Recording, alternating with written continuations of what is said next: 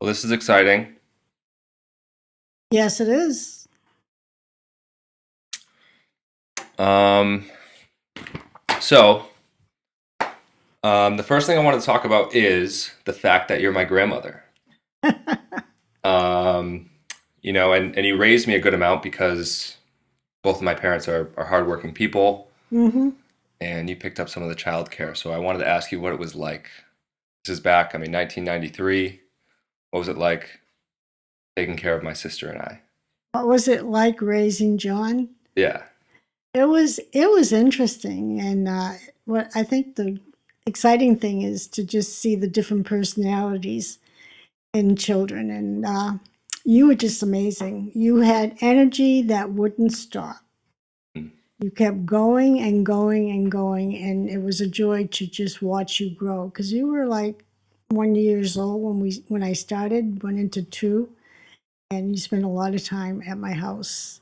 Do you have any specific memories that come to mind?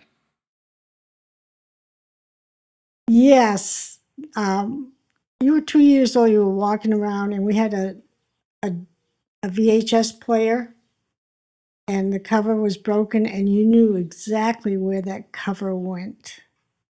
And you loved the computer. That was when you were 4. You loved the computer, and you loved to sit in front of that computer and play games. Hmm. That's what I remember. I loved computer games, and you had different computer games than or different computer than what I had at my house. Um, and yeah, that was really exciting to go over your place and play different games. Like the operating system was different. Um, oh, mom's calling me. Um, so I remember that. Um, I remember, you know, you had a different energy about you than, like my mom or dad. Um, and one of the things that people would say is that you were a religious person. I guess that was different than a lot of the people in my life at that time. And I think that gave you a different energy.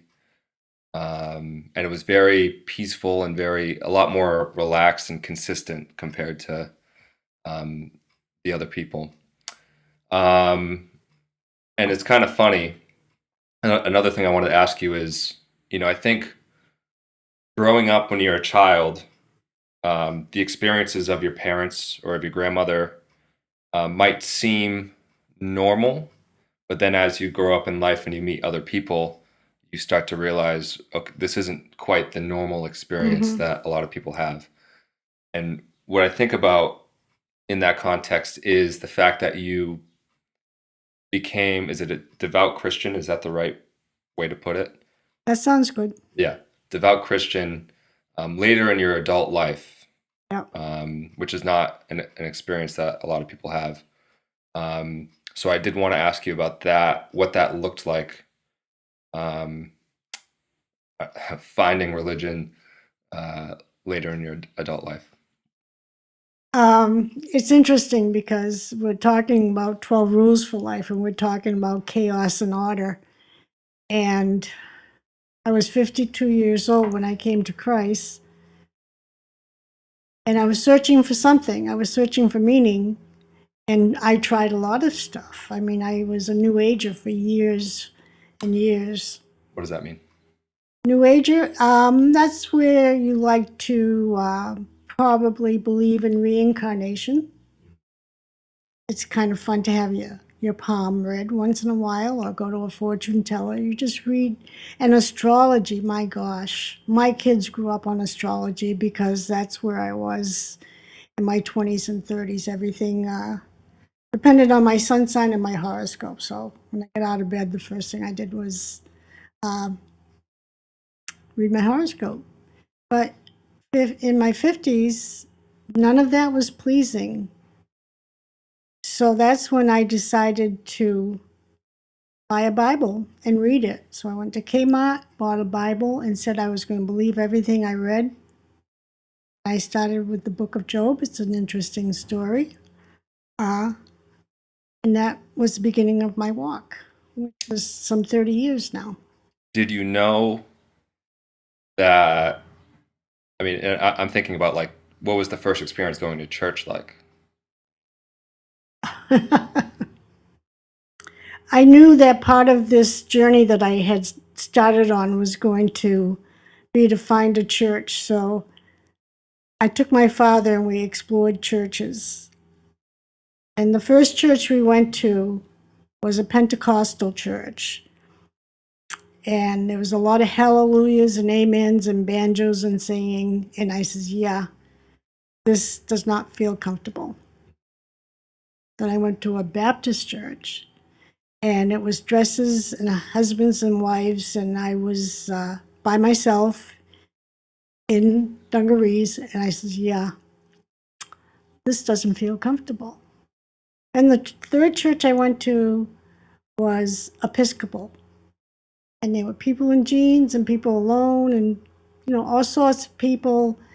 And it was very similar to the Catholic Mass, which I had attended on and off as a child. And that was what felt comfortable for me. It's interesting. And I think you told me this before, but it's interesting that your father went with you. Why did he go with you? Why did he go with you? Well, he's kind of a cool dude.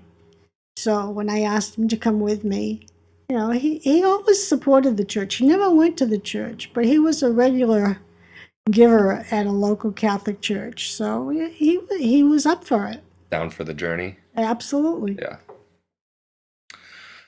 I remember you when you figured out that if you spent Saturday night at my house, Sunday morning was church. Mm-hmm.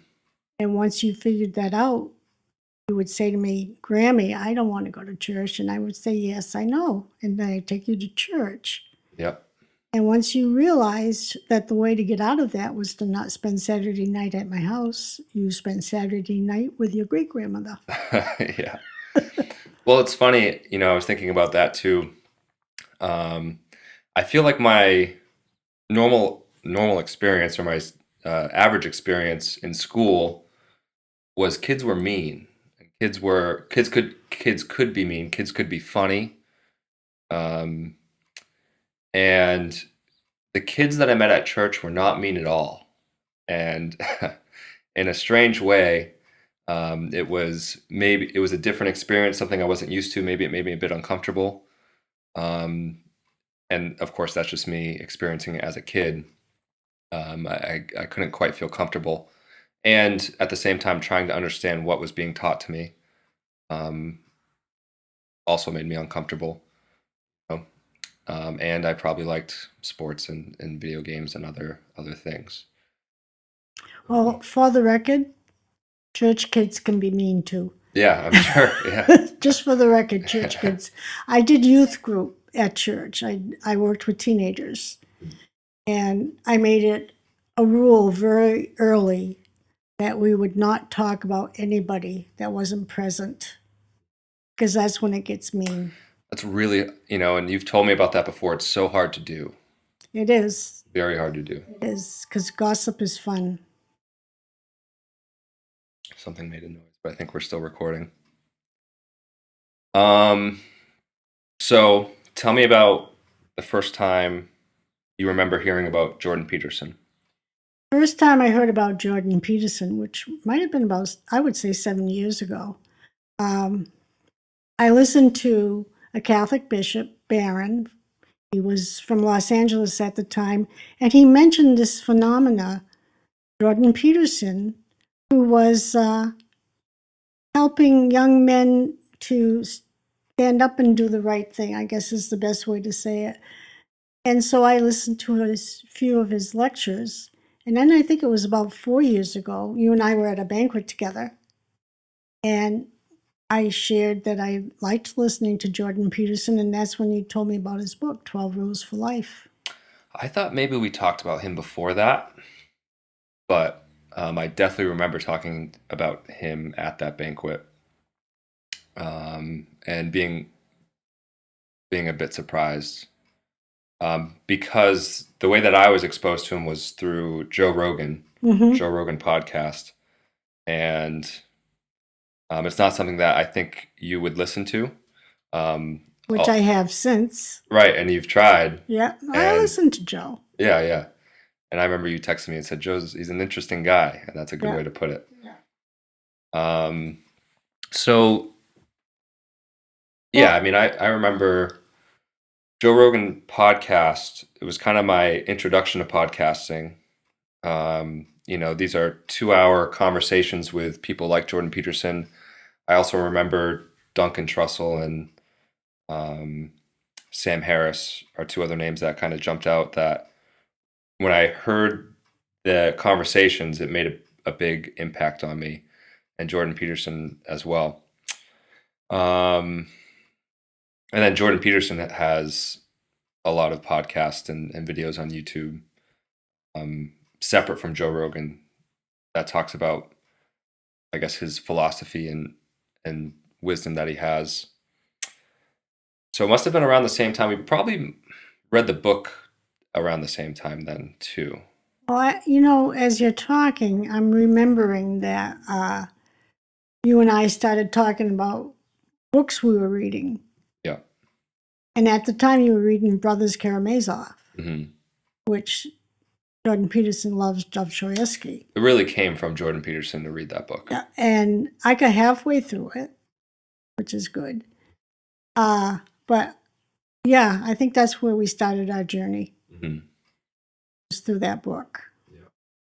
And we've shared a lot of classical books since then. Yeah.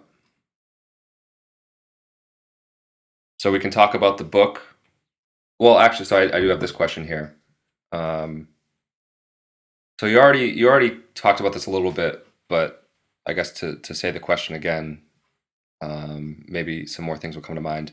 What were some of your early interpretations when you were exposed to Jordan Peterson?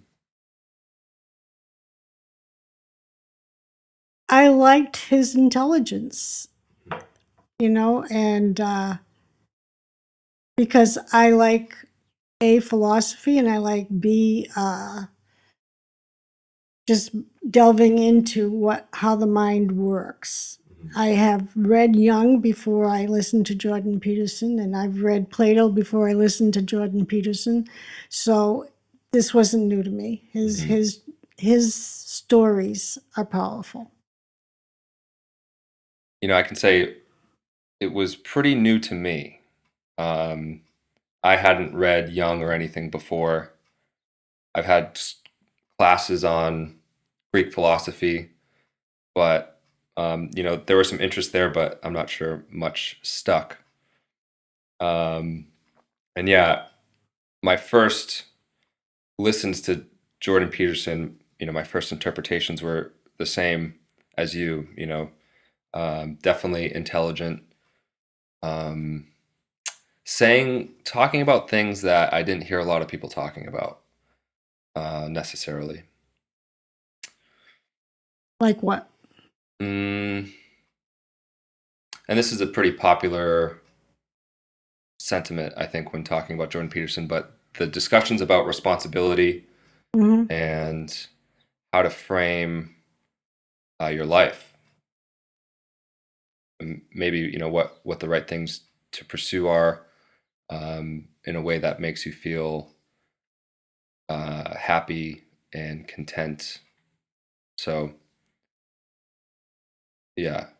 And you and I grew up at different times Hmm. and in different cultures.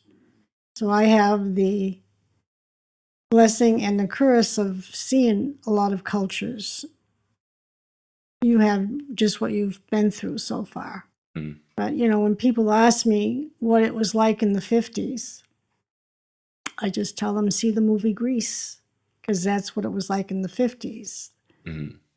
Mother grew up in the 70s, and I spent the 60s changing diapers. Hmm.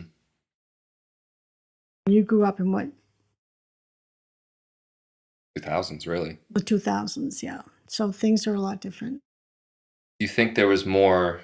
One thing that I think Jordan Peterson does is he draws on a lot of wisdom. Do you think maybe it was more accessible in the 50s when you were growing up, you think? Yeah, wisdom itself in general, because I think your environment is what plays on you when you're growing up. So, I was baptized when I was 6 years old, but I didn't come from a church going household, and I had a father that was an alcoholic. So that was my exposure. I loved school and I loved learning. But when I became a teenager, I was really, really captivated by Hollywood and boys. So Mhm. that's why I said, the 50s, Greece, that's my story. Yeah. I didn't have rules, it's interesting because I always considered myself a street kid because my parents didn't have rules for me Mhm. and guides for me. Mhm. So I had to figure things out on my own. He talks about this. It does. Well, it was interesting because when I went and I lived in New York City for 7 years, I had street wisdom. So I wasn't afraid of the city. It didn't frighten me. Mm. Not a greatest source of wisdom, but it's there. Yeah, and some people have the opposite experience, right? Where there's so much order imposed on them by their parents. Um, and I, I guess there are benefits and downfalls to both extremes. I think when I was 25 years old, I made a mental decision that it was my life, and whatever I became, it was up to me to become that and not to blame my mother or my father for anything because we're all like just imperfect creatures. So that makes me think about rule number 6, which is set your house in perfect order before you criticize the world. Mm-hmm. And I think one of the questions that he puts near the beginning of the chapter is how can a person who is awake avoid outrage at the world? Um, and I did want to ask you about what some of your strategies throughout life have been to avoid being angry at your circumstances, like your parents or other things. One of the experiences I had when I was 12 years old, which was in the 50s, was learning about the Holocaust. And it just blew my mind that people could be that evil. Really blew my mind. But as I grew into a teenager and Hollywood was my influence and boys was my life, that kind of faded into the background. So that was the evil that I saw and didn't understand. And I just lived my life in the moment. I lived Mm-hmm. my life to have fun. Sin is fun. Mm. I I definitely struggle with that because I think in a lot of ways living your life well means living in the moment, but then you're doing something sinful, fun, and while you're in the moment, maybe you shouldn't be. I guess Well, maybe you should have yeah, something that's pulling you out of it. yeah, but okay, I was 17 years old when I got, and only because back in the 50s, if you were pregnant, you got married. That was your choice. You didn't have the choice of abortion. You didn't have the choice of being a single parent because our culture ostracized you, those two things. So you got married. I always had an idea that there was purpose and service in life because, I was president of the PTA. I helped people. I was a Cub Scout leader. I What's the helped. PTA? Huh? What's the PTA?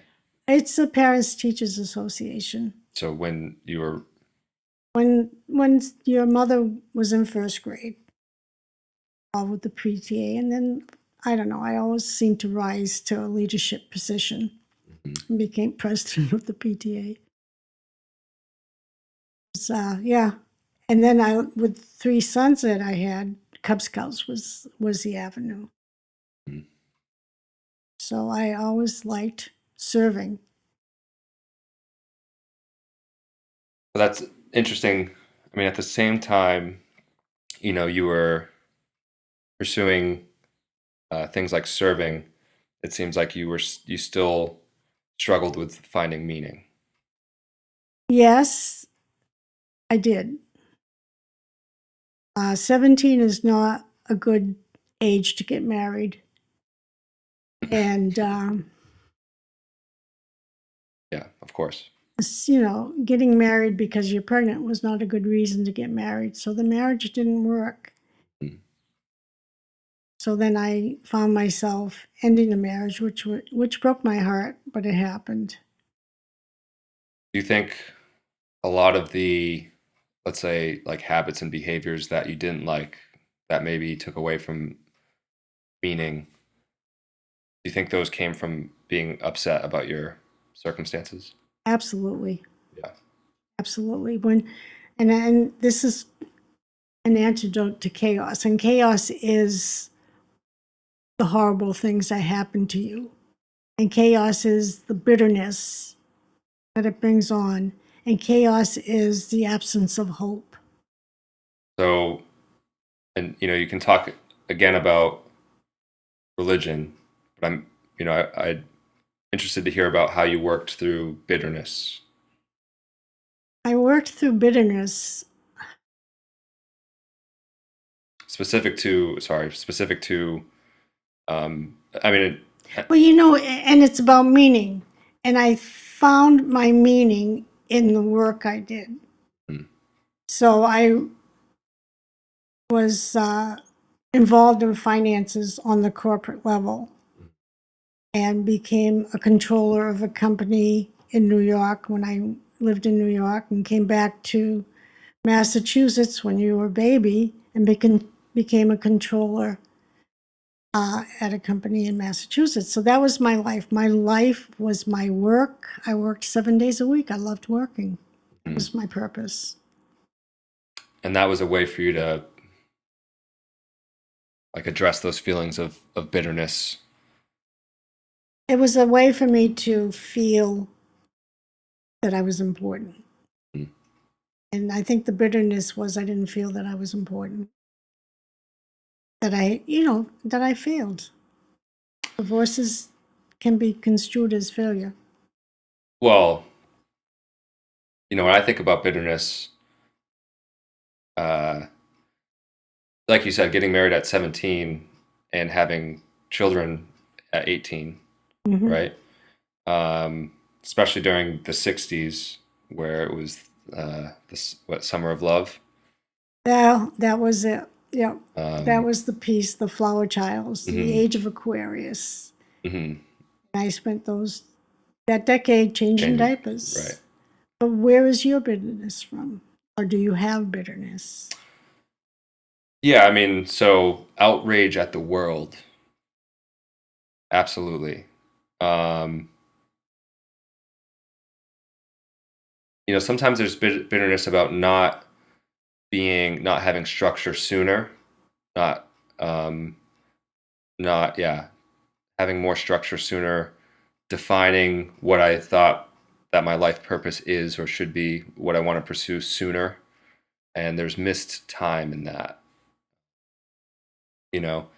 So there can be bitterness about that. There can be bitterness.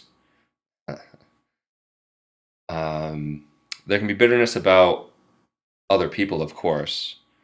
And that is, there are people who are very talented and I want their talent, Ah, you know? is that bitterness or jealousy? Yeah, it's right. I'm not sure.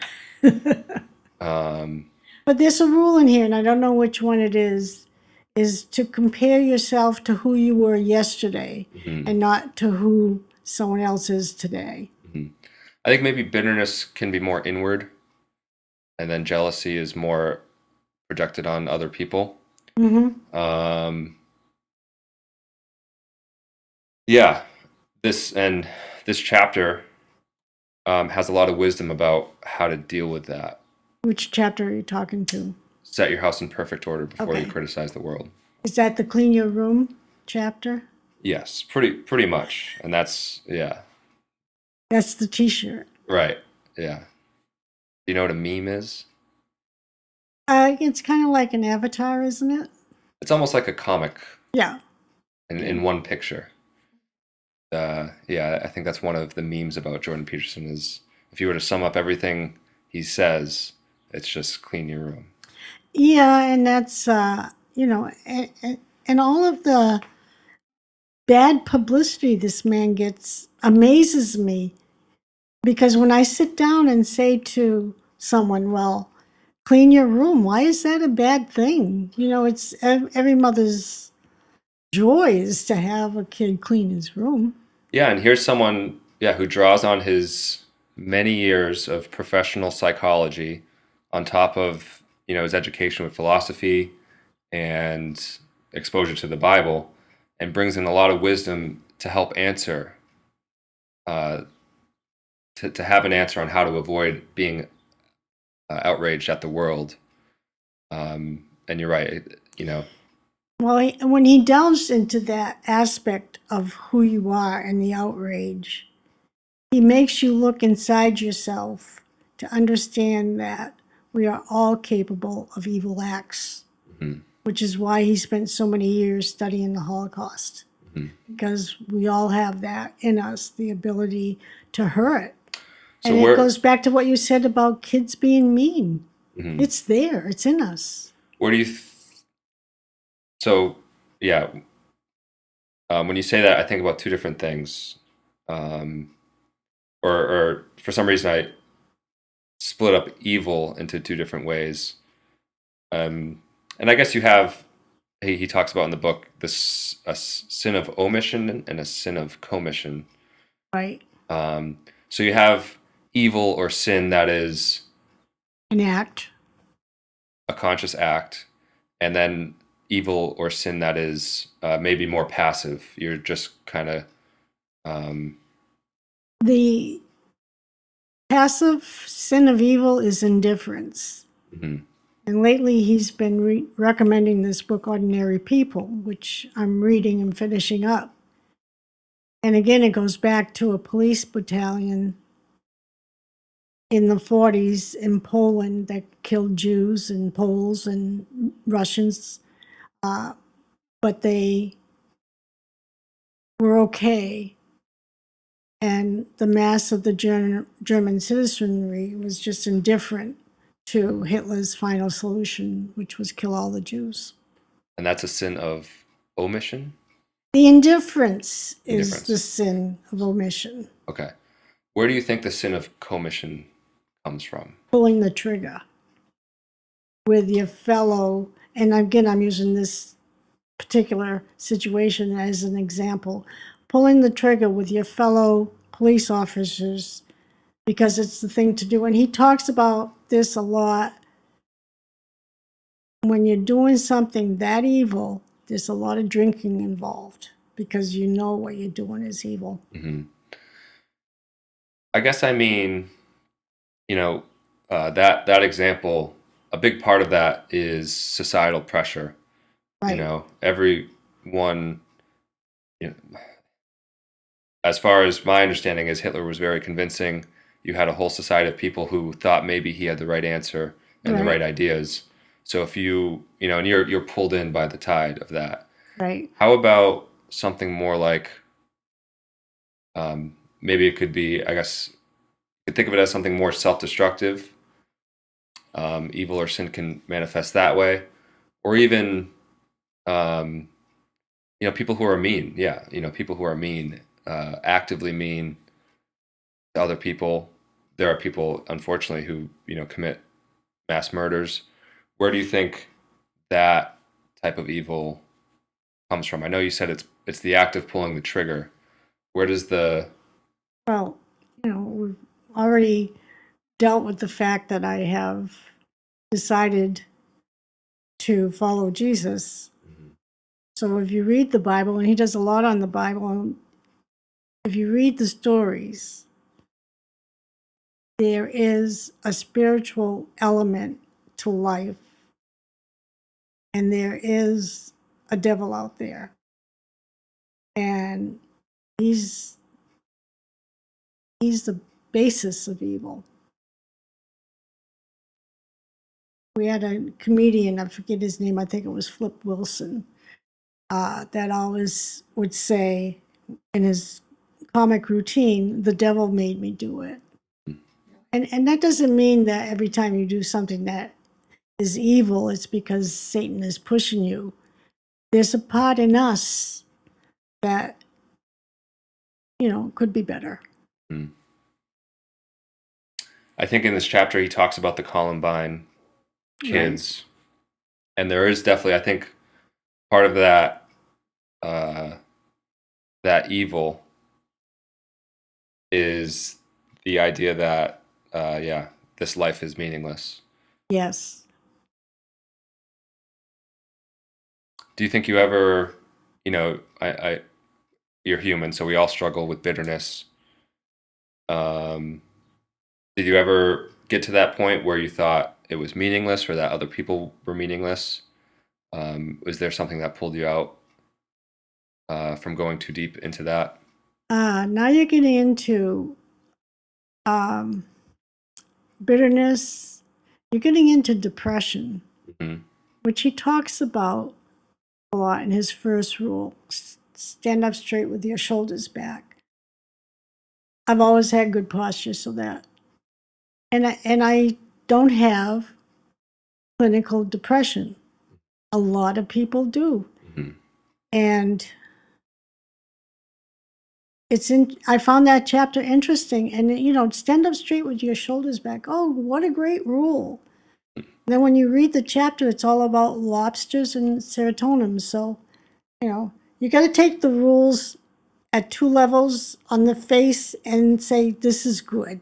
Hmm. But when you read and you read about the lobsters and you read about the chemicals in the lobster's brain and you read about the male fights that they have as lobsters and how the one that loses doesn't produce as much serotonin and he becomes depressed.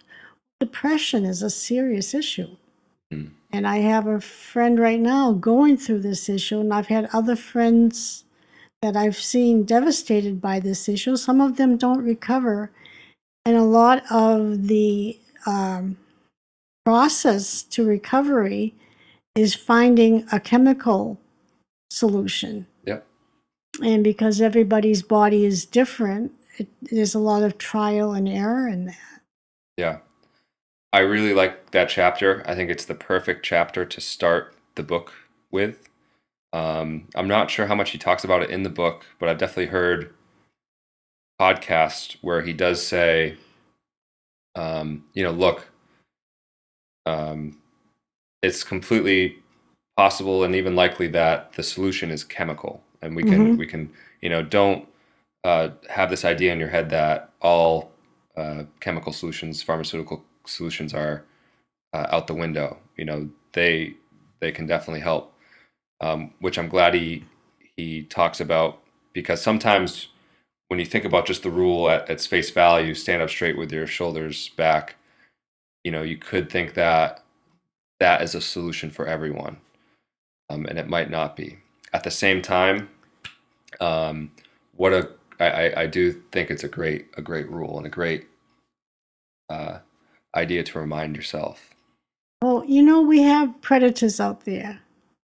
We have people that are looking for uh, other people to destroy. Hmm. And in my work, I can remember going to a workshop on sex trafficking, and this was 10, 12 years ago. And the story was that there are men at bus stations, train stations, and they're looking for that girl whose shoulders are slumped, who can't look you in the eyes when you speak, and they know they have a potential candidate to take advantage of. Um, I don't know what it is. And first off, I completely agree. And I've had experiences like that in my life where it's clear that people are picking on someone because of Right. how they carry themselves. Um, I feel very fortunate. Maybe it's something about our genetics that I'm like you mentioned. You know, I feel pretty comfortable with my posture, ability to look someone in the eye when I first meet them and have a good interaction. It seems like you have the same experience. At the same time, you know, you grew up in such a different time where women in the workforce exploded, and I mean, it's just so far. The idea is so far away from me and my upbringing. The fact that women couldn't sit at bars, right? Is that Oh, certain I broke certain all the clubs? I broke all the rules. Yeah, I broke all the rules. yeah. I really, really did. I remember one time having a Tupperware party at my house. And, in the 50s and 60s, I didn't have to work. My husband could make enough money to support a house and 4 children. That was just the economic side of life at that time. So my going to work was more for social reasons than it was for economic conditions. But we were having this shower, and a couple of the women worked, and they said, "Well, I have to go home now. I have to go to bed because I have to get up and work tomorrow." And I said, "Yeah, me too." And they looked at me and they said, "Well, you don't work." I says, "Listen, I got 4 kids, a husband, and a house to take care of. I work." So, we lost this. And that's a whole different path to go on, but What did we lose? we lost the household where there was a working person and someone home with the children. We've lost that. Hmm. You were raised by me, by my mother, because your mother worked. Hmm. I have another son who they both had to work for economic reasons, but they did it in such a way that one of them could be home with the children at all times. And I have friends who now today the wife is the breadwinner Hmm. and the husband Absolutely. stays home. So it's a whole different thing. But, you know, the people that can suffer when it's got to be 2 incomes can be the children. Yeah, and I don't want to go down that path. Hmm. It's a different topic. Right. It's I did want to mention, and I want to stay on stand up straight with your shoulders back. I have a question for you. okay. But just the fact that this was brought up, I have to say it. Thinking back to Rule 6, set your house in perfect order Right. before you criticize the world. Like you said, times are different, Hmm. and times are different. I think the reason, overarching reason, or a big factor is economically. And no longer can you have, it's very difficult to have a family where one person doesn't work. Right. And that's where a lot of my outrage, a lot of my bitterness comes from sometimes, is looking at the world and seeing how it changed in that way. Um, but that chapter, again, has a lot of wisdom about how to deal with that. And, I think it comes down to, what can you control? Um, so let's not, I did want to say that, and it kind of ties into um, how things were when you were growing up and how things are uh, now that I'm going through adulthood. So, how do these rules apply to you in your life? Which one? All of them, all 12. That's really hard. I think I can tell you rule by rule how they apply to me. Um, I'll answer that question tied to rule one because I do have a question for you about that first. So stand up straight with your shoulders back. I read a book recently that was so great. It's called The Body Keeps the Score and is by a psychologist. I wish I knew the author, but I don't. The Body Keeps the Score. It's about a psychologist who works with a lot of veterans who have Mm-hmm. PTSD, and he talks about, pulls from experience and from studies, how um, exercise and yoga, meditation, and several other, I guess, physical actions can help the mind. Um, and someone else had an idea that really stuck with me too is when you want to go to sleep, let's say you have to get up early the next day and you're really like, I need to go to bed now, even though maybe you're not tired, you're kind of stressed out and you want to go to sleep.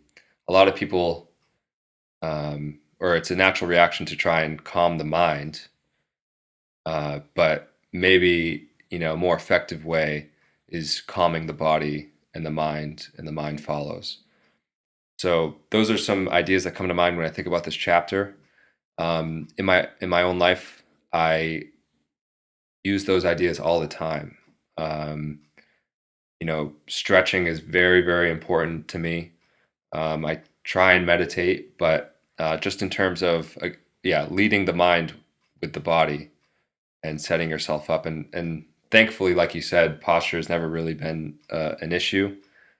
But that's what this chapter is about: is leading the mind with the body, um, and having a good body um, and result in good psychology.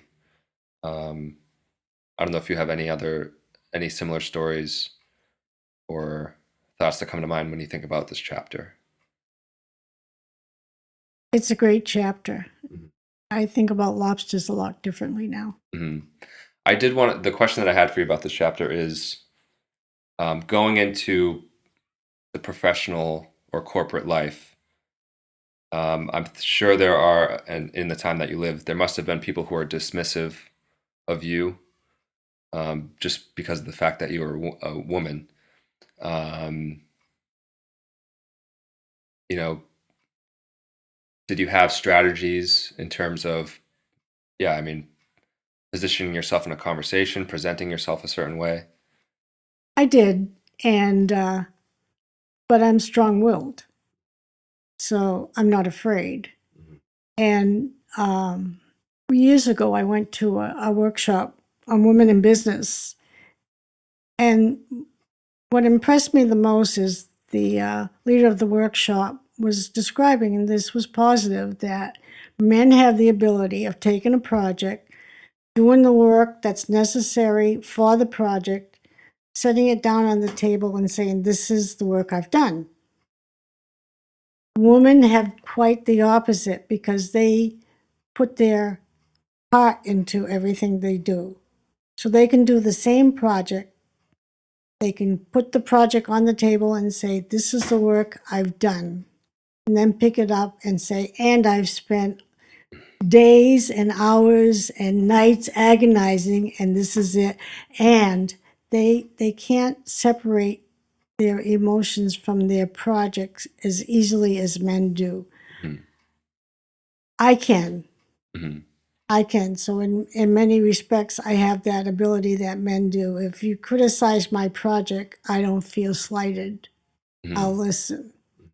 So it's been a help for me to do it that way. That's the way I look at it. I have skills. Mm-hmm. I have great skills, and I know it. Yeah. And I do my work. And, when I came back to Massachusetts, I worked for a man that was a bully. Mm-hmm. And everyone in the office was afraid of him. I was not afraid of him because I did my work. I knew what I was doing was done correctly. I think he became a little bit afraid of me. Yeah. So it works. Do you have any advice for people my age, younger, maybe specifically women, that are going into a profession, a career? Maybe they're nervous about the pursuit of that and dealing with other people. And again, thinking about this rule, stand up straight with your shoulders back. Do you have any advice for young professional women? Not really, because it's a different world than the world I was in. I have respect for professional women, work with professional women, work with nurses, work with teachers, and it comes forth if you know what you're doing and you're very clear about protocol. I mean, I run a clinic and I don't have the medical knowledge that my nurse does. So I have to respect that. And she's good at what she does. So just know what you're doing, be my advice. And to persevere. This is in here a lot. Don't give up, just keep going. Rule that is, but it in my head, I Yeah, understand it. yeah. Is there another chapter that making a lot of noise? Oh gosh. Is there another chapter that jumped out to you? Rules. Now I'm gonna look at my notes, okay? Yeah. We did rule 1. And rule 2, and I think we talked about this because rule 2, my note is chaos is the despair and horror you feel when you have been profoundly betrayed. I think we talked about that. What's rule 2? Treat yourself like someone you are responsible for helping. I love that rule. I love that chapter, and it's one of the things that really, really, really stuck out to me. Kind of blew my mind was when he talks about people with pets and the chances of someone uh, giving their pet the necessary medication is far more likely than giving their own medication to themselves. And there's some other statistics about one of the um, main reasons why people become unhealthy is they're not taking the prescribed medications. Yeah. Um, yeah, and that's about some self-love, And right? that goes back to all that body mind stuff you were talking about, how important it is to have an overall wholesome life, which is good food, good Yeah. exercise. Yep. So yeah, it's true. hmm We take better care of our pets than we take care of ourselves. And giving advice to your friends or family. Sometimes you give advice and you don't take it yourself. I stopped giving advice.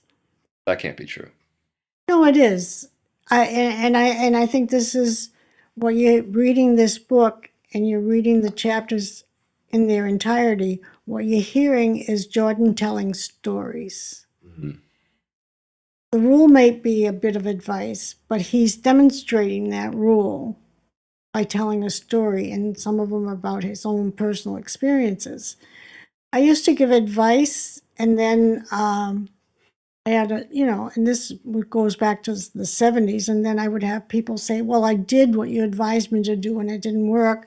So then I felt that their failure was my fault. And that I think telling a story that illustrates an important principle is a better way than to tell somebody what to do. We don't like being told what to do. No, I certainly don't. And neither do I. And that's my strong will. And I then, think it's fun doing, and this is, you talked about this a little bit, but it's fun doing something that other people might not want you to do, other people might not think it's a good idea. Sometimes that can be fun. that's adventure. And I think if you got things together, you can see life as an adventure. You can see it as a disaster. I see it as an adventure. Even when bad things happen, I see that as an adventure. Mhm. So this was a good rule, because how do you deal with I had to deal with divorce. I had to deal with raising children and having horrible things happen in my Hmm. life. And you just show up, Hmm. show up. When you're talking about keeping your house in order, we know that Jordan Peterson went on to do a lot of biblical stories. And he sees the Bible as an example of hierarchy. And when you talk about that, putting your own house in order, there is scripture that says, why do you try to remove the speck in someone else's eye and you don't see the plaque in your own eye? That's a line from the Bible. Yep. So why should I criticize you for your shortcomings and not look at my own shortcomings? We all have them. Yeah, Make friends with people who want the best for you. that's a tough one. Yeah, and his stories in that is good. And, I have people in my life that have unhealthy addictions.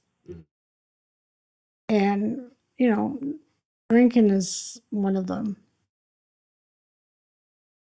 And it is an addiction. And you know what? When you need to get better from an addiction like that, you have to find a new set of friends. And I think this chapter the stories he tells in this chapter are stories of friends he had that were fun to be with and to party with, but he grew out of that party culture into a meaningful culture, and his friends stayed behind. Hmm. Have you had that experience? Absolutely. I struggle with feeling mean from this. So there are people that I meet who are great people, but I can tell early on that they don't um, live their life the way that I want to live mine. And it doesn't have to be exactly. I'm not saying these people need to be, I don't know, musicians who like Jordan Peterson. I don't know, but there is that idea of carelessness, the feeling that life is meaningless in some respects, so might as well just do whatever you want. Um, and I need to put up a barrier between them and I to protect my own energy. Mm-hmm. And the act of putting up that barrier, I always, you never know what someone's going through. I always want to be friendly, Mm-hmm. but at the same time, I want to make it clear, we're not going to hang out. Those are boundaries. Yeah, yeah. So that can be a struggle, feeling like you're mean, um, you know, but it's still so important. Um, I think, is there more? I've had, so that's one example. I've also had the example, and you must have had the same too, where you have good friends that you've had for a while, but you make a decision to change your way of life and you need to leave them behind.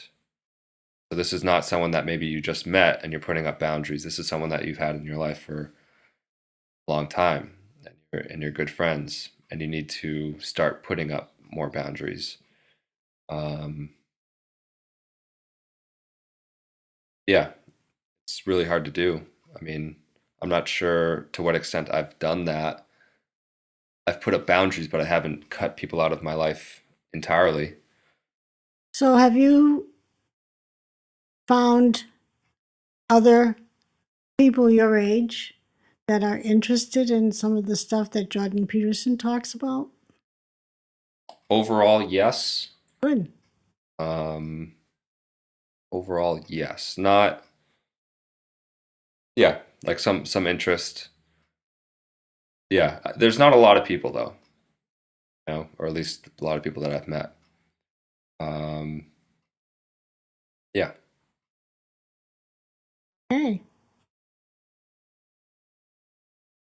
Oh, we had talked about this earlier.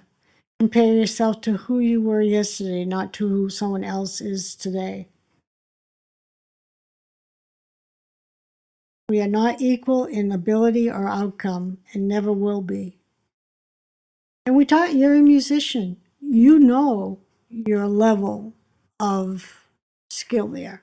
Hmm. What is it? Yeah, I think about that a lot. That's a funny rule.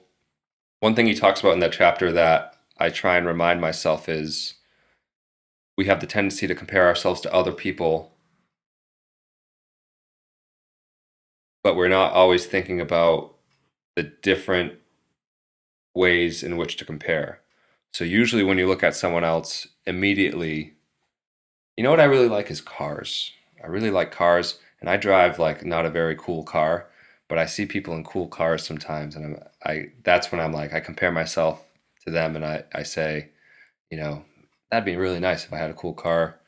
Makes someone with makes you think that they have lots of money, um, but it's I'm comparing myself on one dynamic, and Right. that's A very visible a very dynamic. visible dynamic. And the same thing can happen with music. You compare yourself to someone who maybe is well known.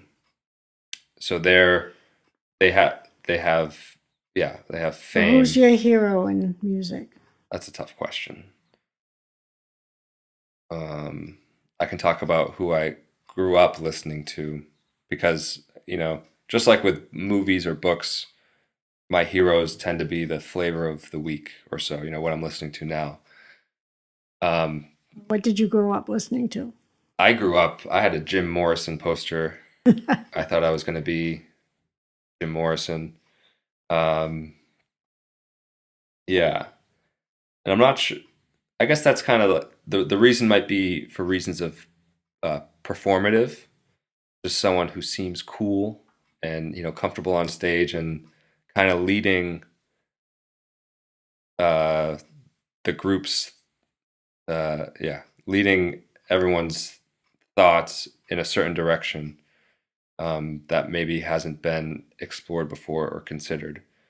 Um, so I really like Jim Morrison. I mean, that's just a maybe a long way of saying I thought he was really cool. Um, Talent wise. right. So Talent wise, very talented. yeah, in a performative way, and I mean a great poet. My understanding, he was very well read. And then you have his the bandmates who also made the Doors great. When my son Stephen was in the Air Force, I made an album. On one side was Jimi Hendrix, and on the other side was Rachmaninoff, because I like classical music. And I sent it to Stephen because I thought that the level of their talents Mhm. were equal. There's some talented rock groups out there. So I was a Pink Floyd fan too, but when my son got the video and he's playing it to a friend, the friend was just enthralled that his mother liked Jimi Hendrix. Mhm. He didn't get the subtlety of what I was saying. Yep. That there's great musicians out there, great ones. Yeah, and it's part of the reason I love music is because first off, uh, it doesn't take any talent to be creative, and that's the same thing with art. It helps a lot. That's I think we're all creative. Mhm. I think there's levels of talent. Absolutely. But there's levels of talent and there's different talents. So Exactly. you can be a good performer, very comfortable on stage, not as much, and I guess this is me, comfortable performer, not a naturally gifted singer, not a naturally gifted musician, and I probably am more gifted than I let myself think sometimes. But when I compare myself to other people, that's you think about talent. Um, but what you don't think about is So this rule, mhm, compare yourself to yourself, who you were yesterday. Right. Who were you yesterday in music and who are you today? Right. Yeah. You've taken lessons. I mean, this is not, Yeah. so Absolutely. No. you've got to be better today than you were yesterday. Yeah. Maybe not today and yesterday, but this year and last year. Yeah, well, that's today and yesterday. Right. Right. That's, and tomorrow, Hmm. next year. Yeah. I think what I took from this rule is, comparing yourself to other people can just be noise and it's not helpful. It's not going to make you a better musician. It's not going to lead you necessarily to obtain what you want or realize your goal. What helps you realize your goal is taking stock, saying this is where I am today and this is where I want to be tomorrow. Right. And there's got to be a gift in there somewhere because I don't have the gift of singing, and I know that. And that's okay. I have the gift of financing. Hmm. So you have it. I was so surprised that you have this ability. When I went to your high school graduation, you were the feature.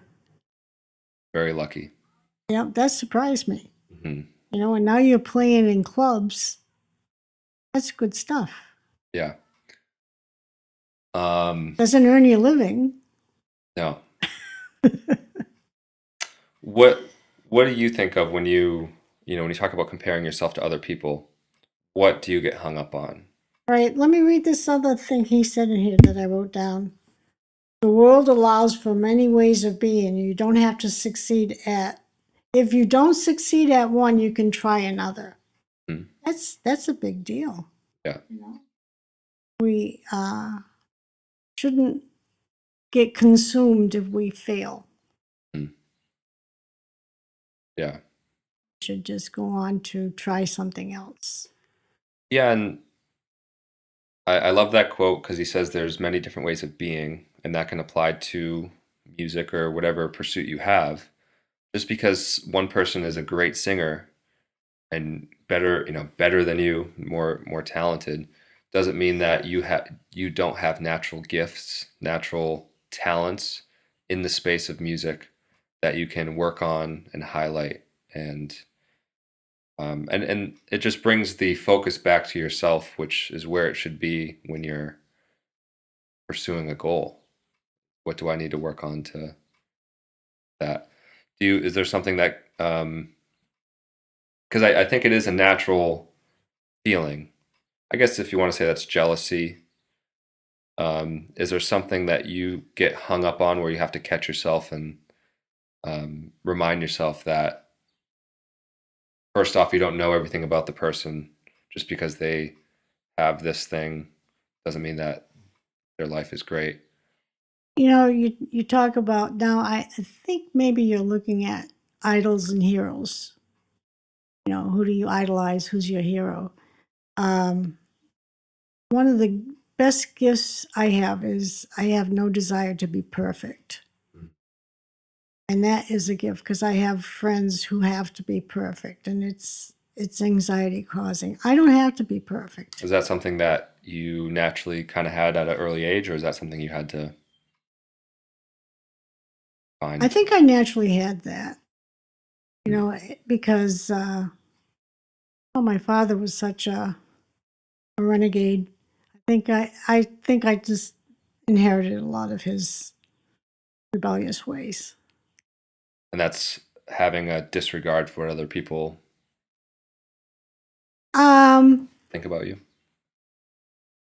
Having a disregard. No, no, he cared a lot about other people, but he also cared about himself too. And I think he had a tendency to tell stories about himself, but he was funny, you know. But he cared. He cared for you. He cared for my children. He was just a caring man. He was always there for any sports game you had. He showed up.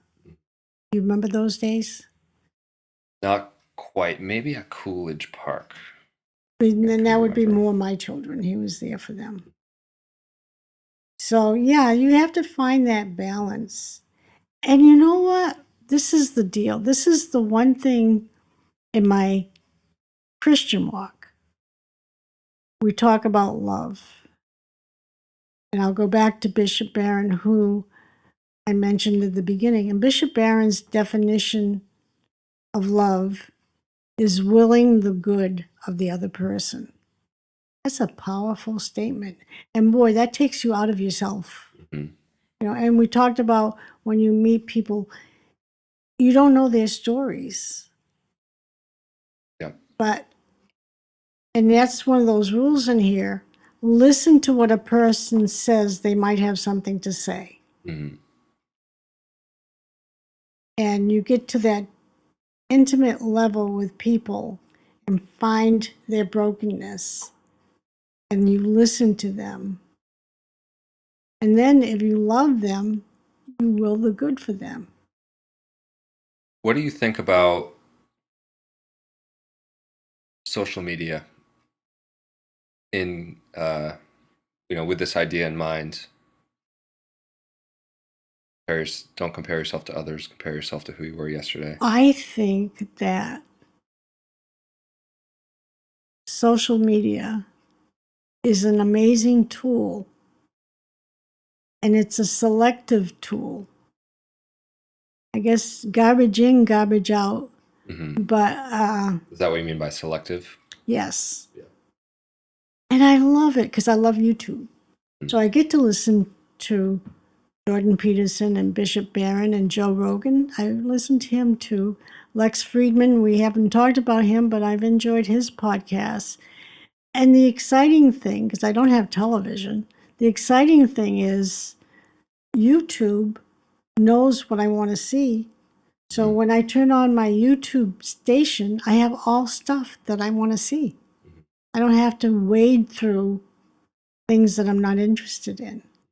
So it's a wonderful tool. I love it. What we're doing today is part of that, you know. And these guys, they talk forever, but they talk to very interesting people, you know. Yeah, I like media, Yeah, but I'm selective, and I that's don't have important. television because I chose not to. Not that I don't like drama, because I have 400 DVDs, so I'm watching something. But Hmm. and I guess that goes back because we talked about this. Is that I like something visual. I like to read a book, but I like visual. I like drama. Hmm. I like a good movie. That's rule 3. I don't remember what rule it was about. Compare yourself to who you were Oh, yesterday. this was rule 4. Okay, what's Rule, rule 5? let's see if I have notes on rule 5. I didn't do any notes on, but it was do not let your children do anything that makes you dislike them. Yep, I don't have notes on that either. I don't have children. Um, I think the rule makes sense to me. The only thing I remember is I used to say, as a mother of 4, my children would never do that. They managed to do everything I said they wouldn't do, so I stopped saying it. Rule 6, put your house in perfect order before you criticize the world, and that's what we talked about. Yep. Pursue what is meaningful, not what is expedient. Rule 7, and we talked a lot about finding meaning and purpose. Mhm. One quote that is in this that I liked is bread is of you bread is of little use to the man who has betrayed his soul, even if he is currently starving. Um, It's almost like one of the queens that said, let them eat cake. Or another person that said, when there was a bread shortage, I don't have to worry about it because I eat toast. mhm. Bread is, read that again. Bread is of little use to the man who has betrayed his soul, even if he is currently starving. I guess, that makes me think about, I Okay, so this rule is one of the ones that kind of stuck out to me when I was first learning about Jordan Peterson, probably when I first read the book. It makes me think about um, maybe your experience in New York, where there's a lot of great stuff there, and you were having an experience that, in some ways was fulfilling, maybe an experience that you didn't get to have earlier in your life, yet at the same time, I suppose it wasn't feeding what your soul needed. Feeding your soul. Am I right? You're right in a lot of ways. Because I was married at 17 and started having children right away and had 4 children by the time I was 25, I just reached a point in my late 30s where I felt that I'd missed that opportunity to have fun. Hmm. So I went to New York to have fun. Hmm. And I did have fun. I mean, that's a great place to have fun. I went to a lot of nightclubs. I had a great job. I had a great apartment. I actually lived on Park Avenue. Uh, but it was empty, Hmm. very empty life. And that's when I wanted something more. And actually, it was in New York City that I joined a cult looking for meaning. It was the Association for Research and Enlightenment. So how cool does that get? It was a lot of things that fascinating stuff, reincarnation, which is a form of one of our Eastern religions where you come back as another person, stuff like that. Hmm. So, yeah, I had fun, but it was out of that bitterness. Yeah. Well, and I guess that is the expedient way to try and find meaning, and that's um, You talk about your love for music, and my passion has always been theater. So here I am living on Broadway. right, performing. Yeah. So that was my passion too, and that was well fed in my years in New York. I have this quote here, and I kind of had a hard time understanding it. It's something that I struggle a lot with. So here's the quote. It says, "He who contrives defeats his purpose, and he who is grasping loses. The sage does not contrive to win, and therefore is not defeated. He is not grasping, so he does not lose." Um, I think I Googled what contrive means, and I don't remember what the definition is. Do you know When contrive? no, but when you mentioned sage, I was thinking about the Greek philosophers Yeah. and Aristotle and Socrates and Plato, and they were just wise people. They had a lot to say about goodness and life, and it wasn't forced; it was from their mind. Hmm. So they weren't contriving it. They weren't trying saying this, and they weren't. And I think they were just sharing their beliefs, and if either take it or leave it, which would be the grafting part. Hmm. They weren't dictating. This is what I believe, but and you should. Hitler was a dictator. This is what I believe, and you're all going to do what I believe. And if you try and take that from me, then I'm gonna hold it tighter. And That was my woman thing. So that's what I'm hearing. Sages are powerful people, and it's great to look and read a good sage, which would be Socrates or Plato, and not and to be aware of a Hitler and a Stalin and a Mussolini, to be aware of them, because not to be aware of them is to live in a bubble.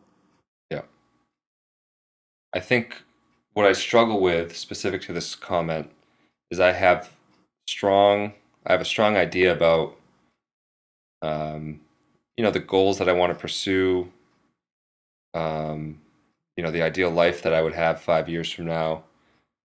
And, that can be music. The two things that jump out is music and family. And it feels like I grasp sometimes at those ideas, and it uh, causes the outcome to be the opposite of what I want. In a musical context, it's like, yeah, so much. I put a lot of pressure on myself to, yeah, play certain songs, have a certain type of performance, and that pressure, which can be, close to anxiety, it can be close to grasping, just, trying really hard, where I think the best outcome um, is not grasping. At least in the performance, is like you're not grasping. Everything is very natural, and it's coming right It's out a of you. flow. Um, so I struggle with that. I'm not sure if that makes you think of anything, but like I said, The there's a only, strong desire. the only thing that makes me think of, because you're talking music, uh, is practice. You know that. Yeah, You know that. You play Misty for me. Because, yeah, I know. It's because I like jazz. yeah. But you know that. And jazz is a beautiful genre for music.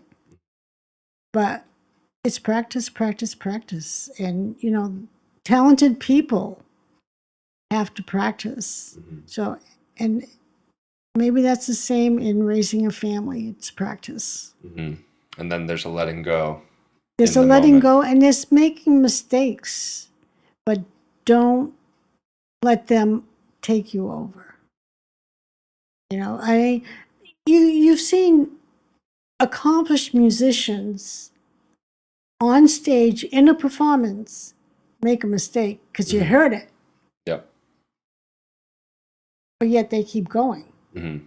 They can't change what happened, Hmm. but they can't stop in the middle of a concert saying, "Oh, I'm sorry, that was wrong. I'm going to just start over again." So, yeah, Yep. Mm, family. see if I have another quote. Okay. Um, just one thing I added to that is that sometimes grasping and trying feels similar. That's where I can struggle sometimes, trying to have a successful relationship, trying to, yeah, it can feel a little bit like grasping, and that gets in the way. It's easier to have a relationship with the guitar than it is with a woman. Yeah. And he had a great video on that, great YouTube, and it's a woman is not a car. Yeah, it's because now you're dealing with relationships. Relationships are hard, whether it's between a man and a woman, or a mother and a child, or our friends. Relationships are hard because we have different personalities. And if you will of the good of the other, then you know, Yeah. you're on the right track. Mhm. I think the last thing I wanted to say about this rule is, like I said, it's the one that really jumped out when I remember first hearing about Jordan Peterson, Joe Rogan. I was probably about 25, about 5 years ago, and I was in just this awful job. I went to school for business. For the most part, the only jobs I can get out of college were sales jobs, and that really ate at my soul. Um, You were good at Best Buy, though. I was good in Best Buy, but yeah, something about convincing people to buy something that they don't necessarily want, and still, yeah, like manipulating people. It just didn't really sit with me well. So not only was my career bad in that sense, but then I had got a new job in sales that was in a place that had what are they called, cubicles? Mm-hmm. And man, that just felt like the most soul crushing place. It was pretty quiet, all day every day, and everyone just uh, and look, if you're a person that gets meaning from their life in a cubicle that, I'm not saying that's impossible, but for me, I really struggled and I was really unhappy. And that's when I first heard, Jordan Peterson. And it gave me a bit of strength to get out of that career and better define the direction that I wanted to go in. Um, so I thought it's a great chapter. Oh, Rule 8, tell the truth, or at least don't lie. Truth is unfortunately subjective today. So this quote that I have from this, which I guess maybe summarizes the rule, is taking the easy way out or telling the truth. Those are not merely two different choices, they are two different pathways through life. They are utterly different ways of existing. One thing I remember him talking about, I'm not sure if it's in the podcast or the book, but he says in his career as a psychologist, he's never seen anyone get away with anything. And I think that connects back to this rule is you think you can lie. Actions have consequences. Yeah. Lying is a lot of work. Mm-hmm. I had that discussion with you before because um, it's natural. For me, it was natural when I wasn't doing things the way my mother thought I should be doing them. It was natural for me to lie. And I think mothers instinctively know when their children are lying. Mm-hmm. So she would ask a question, and I would have to come up with another lie to cover the first lie. And after 5 or 6 questions, I just said, man, this is a lot of work. I got to remember all these lies I'm telling. I wonder what would happen if I told the truth. And I decided to tell the truth, and I wasn't in any more trouble by telling the truth than I was by telling a lie. It was easier to tell the truth. So lies, yeah. I had a friend in New York that lied a lot, and I loved him dearly. And I continued to love him, but I never believed anything he said. And that was my answer to that. Lying is hard. Advertising lies. Mm-hmm. You know, buy this cream and it'll take 10 years off your life. I don't think so. Mm-hmm. But we want to believe that. So they're actually lying, Stain remover, guaranteed to remove all stains. You put it on a stain and the stain stays. They're lying. Yeah, well, and some of those pharmaceutical commercials that you're talking about, the whole commercial is someone at a barbecue with all these friends and family having the time of their life, and it's meant to be, Because they brushed their teeth with Colgate. Yeah, yeah. right.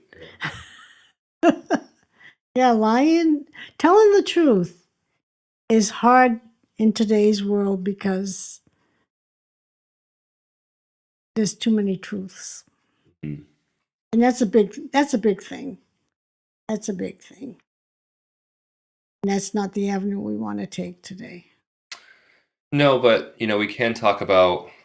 So interesting to me that leading up to, I don't know, the '90s, even early '90s, before the internet, there was cable television, and everyone, not everyone, but most people were watching the same programs, Mm-hmm. and there was alignment there. Maybe, and you could say that might be an agreement of truth, or yeah, just an understanding that was shared by a lot of people. And now with the internet, um, everyone is watching something different, and that shapes their reality. So everyone's truths are Are shaped by what they're a involved in. little bit more scattered, and that could be a good thing. Like you said, YouTube is a beautiful place, so there are some truths out there or some information that you can surround yourself with Right. that is great for the advancement of society. But then you have the other end of the spectrum where, um, There's evil there too. yeah, yeah. What do you think, any more about that rule? Telling the truth? Hmm.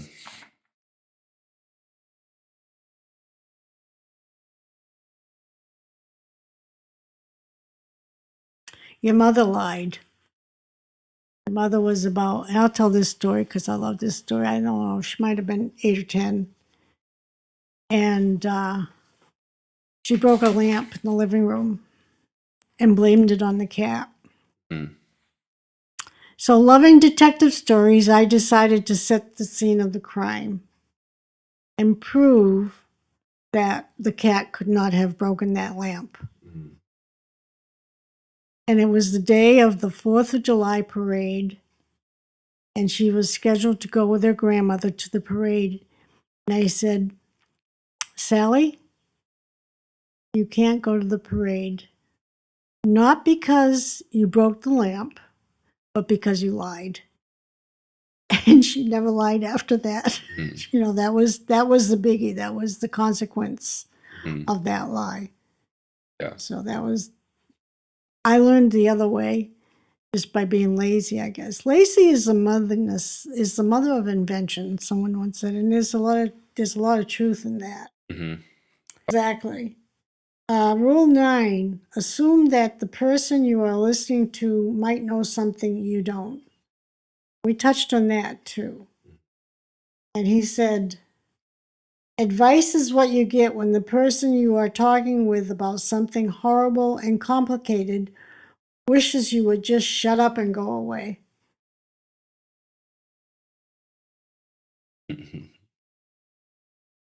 I remember listening to a pastor saying how one of his people in church was actually a rocket scientist. And he would always like try to cut the conversation short with him because it was just way over his head and he wasn't understanding Hmm. anything the guy was saying. So he decided one Sunday that, you know what, I'm not going to do that today. I'm just going to let him talk and I'm just going to listen. So the scientist talked for 45 minutes. Hmm. And at the end of the conversation, the pastor says to him, is that all you got? And his answer was, I've already told you more than I know. So listening is important. Listening is important. I think we get caught in that. If you're telling me something bad that happened to you, instead of listening, I want to advise you. And this is a male female thing, which will probably get me in trouble. But You're going to be canceled. yes, Your this internet. YouTube will not be seen. But the thing is, men want to fix problems. Mhm. And I think it was Rick Warren, his wife wanted to do something to help people with AIDS, and he was trying to fix it for her. And she said, listen, Rick, I don't want you to fix this for me. I just want you to listen. So there is a tendency when someone's telling you their problems, and I use that example, but you could tell me your problems, and instead of listening, I want to advise you. Hmm. Right. And I have friends that they want to help me. Yeah. I am very much affected by that problem. And I heard someone give great relationship advice, or at least talk about how they approach that. And when um, when his wife would start talking about a problem, he would ask her, "Do you want me to give you advice, or do you want me to listen?" Yes. Uh, yeah, unfortunately, I'm very quick to advice. Um, Part of me thinks I have the answers, unfortunately, and you're right. I think is- listening can be is better than advice sometimes. Well, I think he does that. I think he talks about that in his practice, that he lets people talk long enough that they come up with solutions to their problems. So I think that art of listening, the person who's speaking will eventually come up with a solution or will understand their foolishness just because they've verbally brought the situation to someone. I've practiced this. I've practiced better listening recently, Mm-hmm. and I told myself going into my next conversations, I'm not gonna respond with an anecdote or something about myself. Mm-hmm. I want to Yeah. respond um, about the other person. So I was in a conversation. I was talking to a friend, and they told me something, and the first thing that came to my mind was something about me. And I said, nope, not this time. I'm not going to say it. So I said the second thing that came to my mind, and it was also about me. So It's true. You yeah, know, it's hard. we don't listen because you're telling me a story and I'm thinking about my story in Right. response to your story and not It's hard. listening to your story. Yeah. And sometimes, and I take notes a lot, even listening to a YouTube video. The beautiful thing is I can pause it and do the closed caption, but I take notes. The only reason I do that is it helps me stay focused on the topic. That's rule 9. Anything else there? Nope. Be precise in your speech, rule 10. The world reveals itself to us as something to utilize and something to navigate through. Have you always have you always journaled? Uh, Have I always? No, no, I haven't always journaled. do you journal now? I do, but mostly it's, again, to stay focused on what I'm listening to. It's not, although, yeah, I do journal now.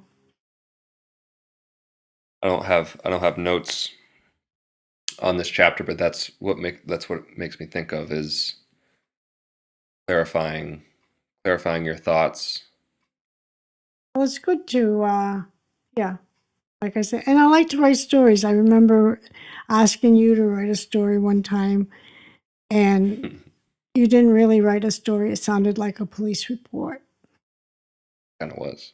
Yeah, and which is okay. Mhm. But stories are beautiful mechanisms to present truths in. Mhm. Be precise in your speech. Do you have a quote there or a note? We see the faces of the people we are talking to because we need to communicate with these people and cooperate with them. Now, this is where I'm against our technology today. What I'm against, I shouldn't say I'm against because I use it, but what I find distracting is texting. I text because it's convenient, but I've seen people get into lengthy texts and their scrolls. And when they're reading the text to you, they're putting a voice to the text they received from the other person that may not be that voice at all. Absolutely. So I believe in texting as a means of a quick, I'll see you at 10 o'clock. Right. Yep. And by the way, I'm having a bad day because I didn't get to sleep last night. No, that's not a text. A conversation on the phone is next. That's good. But face to face, I can see you. And if I say something and your eyes roll back into your head, Hmm. I know that, oops, I'm not connecting. Yeah. I can't see that on the phone, Right. but at least I can hear a voice inflection on the phone. And obviously, I have neither of these in a text. So to me, communication is face to face. Yeah. I completely agree. And we have the means now of Zooming, which is wonderful because I can have a conversation with somebody in New Zealand in an instant, Yeah. in an instant. So, yeah, that's a good one. We got a couple more. Do not bother children when they are skateboarding. Did you have anything on that? Nope, I don't have any notes, but I remember the rule well. I used to skateboard. Okay. Um, I mean, and that's a very generous statement. Um, Were you good at it? no, I was always so afraid of getting hurt, and Okay. and I loved baseball, and I was so afraid that I'd break my arm and not be able to throw a ball. So I was very careful, and careful and skateboarding are two words that don't really go together. I'm glad that he chose skateboarding um, because of how the sport is. There's a lot of risk Yeah. in the sport. And I think that's the message in the rule. I Right. said, let your children take risks. Yep. Absolutely. Because when my children were young, it wasn't skateboarding because we didn't have that. But we lived on an acre of land. And we had a lot of trees, and I had boys, and I let them climb the trees. I looked and I says, all right, they might break an arm if they fall out. But in my own way, I would let them climb trees, but I had to go in the house because I couldn't watch them climb the Yeah. trees. So yeah, you got to let your kids have risks. You got to let them get scrapes and bruises and fail Hmm. and pay the consequences. Yeah. And I think skateboarding is again a great sport to go through. Gosh, talk about skills. Well, yeah, to go through the act of building skills and experiencing failure and pain and eventually, hopefully, success. It's all there in skateboarding. I guess that's what it is. Danger and master. The last rule. What is the last rule? Pet a cat. Is that what it is? Pet a cat when you encounter one on the street. I forgot about that rule. You forgot about that rule. And he does very nicely apologize to dog lovers. It's just, but being a cat lover, I can understand that. I remember him telling a story about being at someone's house for dinner, and that person had a cat, and one of the guests at dinner was watching Jordan Peterson to see what he would do because this was one of the rules. And sure enough, when he left the house, he stopped, bent down at the cat, and talked and petted the cat. So these were his rules. Admittedly, I don't remember the rule well. Do you remember anything else that he talked about as to why it's a good rule for life? No, I don't. No, I don't. Pet a cat was just good advice to me because I loved cats. Yeah. I guess, and I've read the book twice, and I didn't get to this last chapter on the latest. So I've read the book twice, started the third time, and I didn't get to this chapter on that third read through. But it makes me think um, about being present and connecting with nature. Okay. Um, yeah, and being kind to nature. Well, we talked earlier about taking care of yourself and how we take better care of our pets than we do ourselves. So maybe those two things are connected.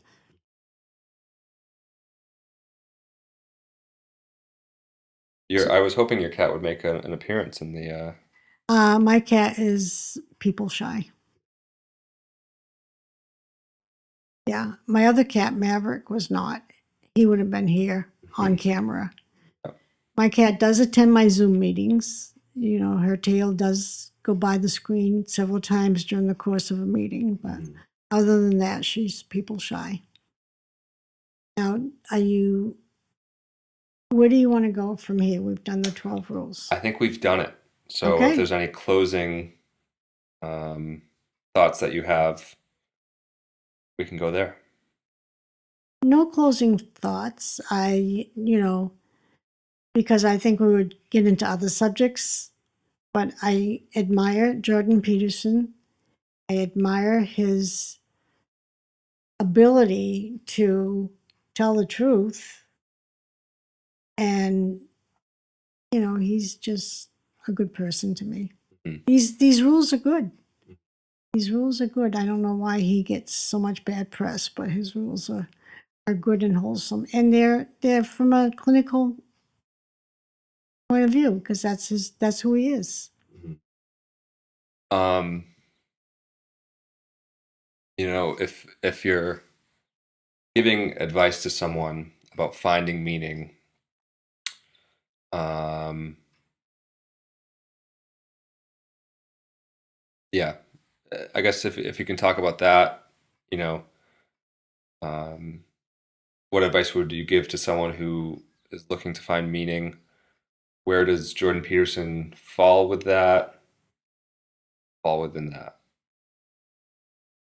You know, And sorry, but you can even like if you think about yourself back in New York, if you had to give that person advice. no, we're not going to think about me back in New York, because I was living my life for myself back in New York. So I didn't have a meaning in my life then. And my meaning in my life was having fun, and I did. But I will say this: I teach parenting, and this, he's talks about all of these finding a purpose. And one of the parenting teachers that I have used in the past is a man called Gary Smalley, and he talks about homes of honor. And I think that Jordan Peterson is giving us a look at what it means to live on an honorable life, to have a purpose, to have meaning, to listen to people when they speak, and even to pet a cat or a dog when you see it. I think he's doing that greatly. What do you think? Yeah, I mean, I would recommend this book to anyone. And like you mentioned earlier, Jordan Peterson has a lot of people who criticize him. And, this book came out maybe 12 years ago or so, and a lot has changed even in our culture and politically and stuff like that.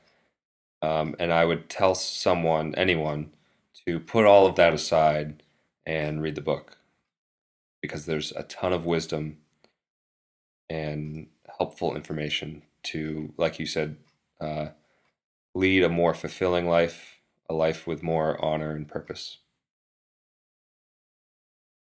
I'll read the cover because this is good. I was reading this morning. Grow up and man up is a message from this rock star psychologist. Formerly a Harvard professor, now at the University of Toronto, which he's not there anymore, Peterson retains that whiff of cowboy philosophy. One essay is a homily on doing one thing every day to improve yourself. Another on bringing up little children to behave is excellent. Peterson twirls ideas around like a magician. It's a good review, and that's exactly what's in this book.